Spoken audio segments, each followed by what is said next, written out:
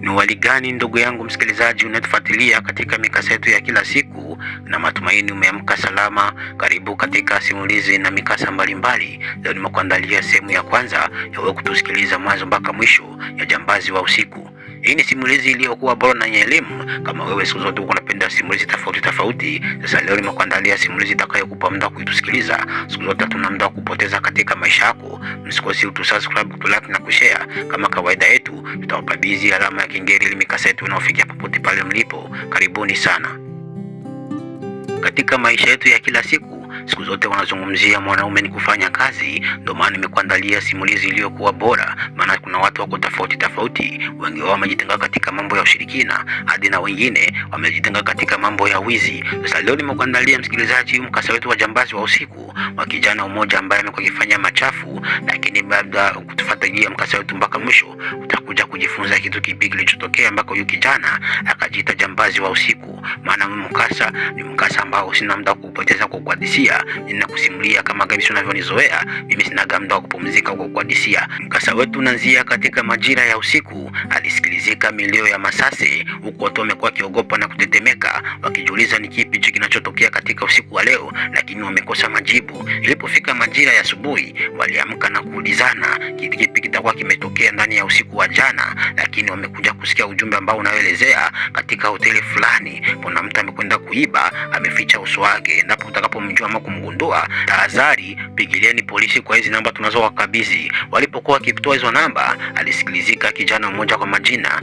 amekuwa akiitwa Rama. Huyu kijana Rama amekuwa ni kijana ambaye anaishi peke yake, na kutokea akasema hawachawa waibe, maana hao pesa zao kwa wanazihifadhi kuliko watu pesa si misaada. Walipokuwa akisema hilo neno, baadhi ya watu wengine walimsikia na kumwambia inabidi unyamazie kijana, endapo watakapokusikia watakwambia na wewe unahusika hemo. Ndio huyu Rama amebisha na kuambia hawezi wakalimana kwa sababu hawana chegezo cha kusema kwamba amenigundua mimi nikiiba pesa zao. Rama alipokuwa akijibizana na rafiki zake wakiongea maneno mengi, polisi imepita karibu yao na kuambia chukueni hizi namba, endapo mtakapomwona huyo jambazi tutawakabidhi zawadi kubwa sana na mtupigie simu. Kila mmoja alikuwa akifurahi, ikakuwa ni msako kwa polisi na kwa raia. Hii hoteli imekuwa ni hoteli kubwa maarufu ndani ya kijiji. Kila mtu wote amekuwa akisifia kwa sababu imekuwa na watu maarufu wanaotoka nchi za Ulaya wamekuwa wakifikia ndani ya hoteli. Sasa baadhi ya watu wengine ambao ni watajiri wamekuja kusikia ndani ya hoteli wameibiwa pesa zao. Sasa wengine wamekuwa wakiogopa na kutetemeka, wakasema wataongeza kuingia ndani ya hoteli, ni kama imeomba fasi fulani hivi. Msako ulikuwa mkubwa sana. Huyo kijana Rama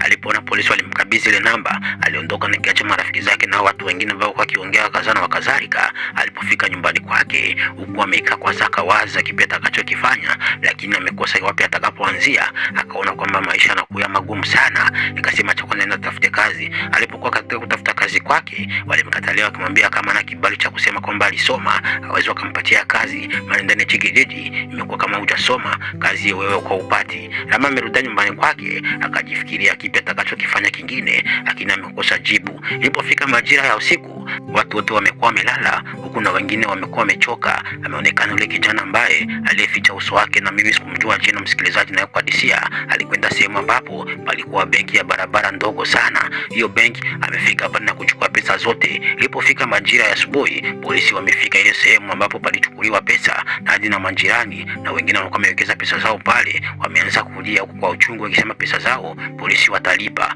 Polisi wameingia ndani ya msako kwa kutafuta, hadi na majeshi maskari wamefika na huko kuongezana na polisi ili wamwangalie huyo mtu ambaye ni mkaidi anakuwa anachukua pesa za watu ndani ya mabenki na kwenye hoteli, ila wamemkosa. Wahenga siku zote wanakuambia kwamba yule anayekuibia yule anayekufahamia, na huyu kijana mbele ya kwenda kuiba na ujambazi wake amekuwa shajua gisi wanavyolala na gisi wanavyoamka, japo wao wamekuwa kiamka na kutana wameibiwa, hawakujui ni mtu gani ama anatokea wapi. Sio kama nchi za wazungu ambao waliosonga mbele, endapo utakapoficha uso wako basi ni dakika mbili wanakuwa wamekunasa na kukamata kabisa. Lakini kwa sababu ni nchi za Kiafrika, endapo wanapoibiwa na mtu ambao walioficha uso wake, huwa ni vigumu sana kumpata. Polisi na wajeshi ambao ni wa serikali wamekuwa kimtafuta huku na kule, wakaanza kutia mwa raia sasa ambao wanavaa nguo za kiraia ili waangalie kama watampata. Upelelezi umekuwa mwingi sana ndani ya kijiji, lakini hakuna yeyote amembahatika. Je, tunamwona yule kijana ambaye kwa ni Rama aliamka asubuhi na kupewa taarifa kwamba wameibia tena sehemu ambapo palikuwa benki. Maana hiyo benki ya barabara imekuwa ni benki kadogo ATM. Wanayojua maana ya ATM watanunuliwa kipindi anachokizungumzia benki ndogo. Sasa huyo Rama ameamka na kushtuka, akasema kweli huyo mtu ambaye anataka kuwaibia hizo pesa anajua namna gani atakavyowaibia. Hata ujumbe ulifika kwa president ambaye ni mkubwa wa nchi, akawaambia sasa inabidi mtie mkazo, mtafute huyo jambazi, msipofanya hivyo ama zenu ama zangu, mimi kipindi nitakapokwenda kumtafuta huyo mtu jambazi, nikikuja kumnasa, basi nyinyi wote nitawavua pete, maana nitakuwa mmeshindwa. Wameogopa sana wa polisi hadi na wa serikali, huku na viongozi wakubwa wa kichama cha serikali wameanza kumtafuta huyo kijana ambaye amekuwa akiwasumbua akidai kwa kuiba pesa za watu. Rama kipindi aliposikia watu wakiibwa pesa zao, huku amejiandaa na kwenda kumwona mpenzi wake ambaye kwa kitwa Mwatumu. Mwatumu ilikuwa ni mpenzi wa Rama, huku wazazi yake na Mwatumu wamekuwa shujua kwamba ni Rama ni mpenzi wake. Rama alipofika aliwadisia mkasa mzima, ndio yule binti ambaye ni Mwatumu akatokea kumwambia Rama, babangu halali usiku na mchana kwa sababu ya kujifikiria huyo mtu, maana baba yake Mwatumu amekuwa ni mkubwa mmoja wa serikali wa chama ambacho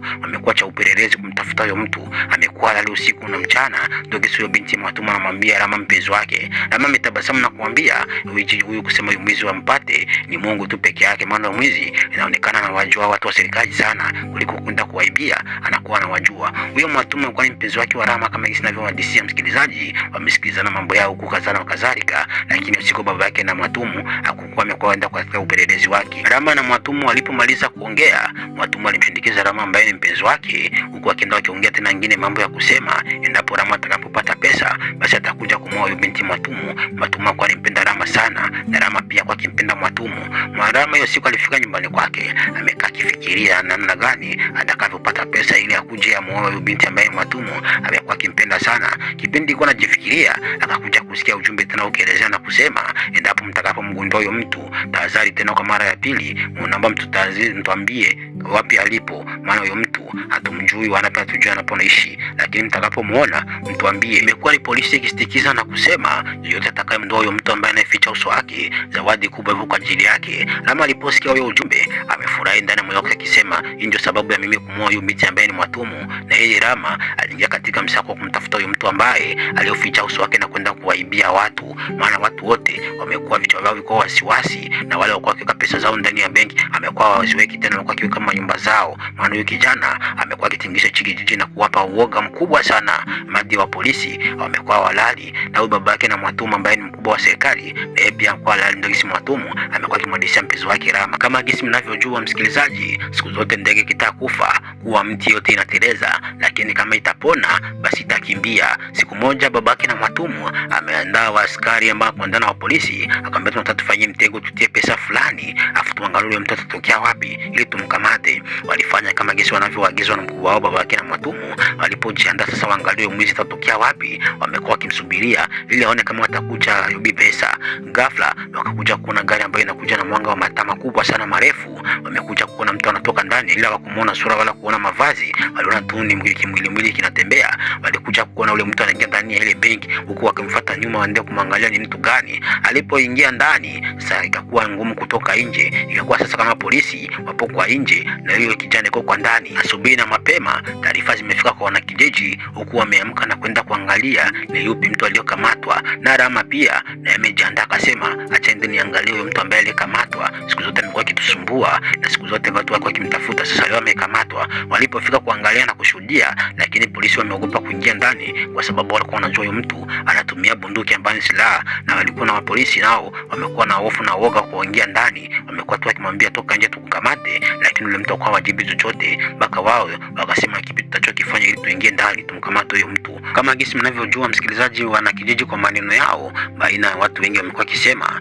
polisi wanaogopa kuingia, na wengine wana kijiji wanaongea polisi waliogopa kwa sababu huyo mtu ambaye yuko ndani ya hiyo benki ana silaha kubwa sana, kipindi atakapoingia basi atawamwagia ni masasi kuwaua. Na watu wengi walikuwa kisema misemo tofauti, lakini wakawa wajui kwamba siku zote serikali ina nguvu kushinda mtu mmoja, na kama kipindi atakaposhindwa kwa mtu mmoja basi hapo itakuwa ni ama zao kwa president. Kumbuke kwamba president aliwaambia inabidi mkamate huyo mtu. Ujumbe ulifika kwa president na kusema yule mtu amemkamata lakini yuko ndani ya benki. Sasa wanashindwa gisi ya kwenda kumchukua. President ameshangaa na kuwapigia simu ambaye babake na Mwatumu, akamwambia mtu mmoja na washinda kuingia kumchukua, inabidi mwende mchukue huyo mtu mtoe ndani, na msipofanya hivyo mimi kipindi ndapotuma wa kwangu wajeshi wangu wa serikali wangu basi mambo itakuwa ni hatari sana. Babake na Mwatumu alikuwa na woga, akasema tanzia wapi kwenda kumtoa huyo mtu ndani ya nyumba. Naam, Asanteni sana msikilizaji mnaotufuatilia katika mkasa wetu wa leo. Msikosi katika mwendelezo wa sehemu ya pili, na matumaini utakuwa umetusubscribe, kutolike na kushare. Tutawakabidhi sehemu iliyofuatia ambayo tunakwenda kujua walimkamata huyu mtu ambaye ni jambazi wa usiku ama na wao wameogopa. Msikosi kutusubscribe, na mkumbuke kwamba president ambaye ni mkubwa wa nchi aliomba wasipomshika na kumkamata basi itakuwa ni kwake na kwao watajuana naye. Asanteni sana.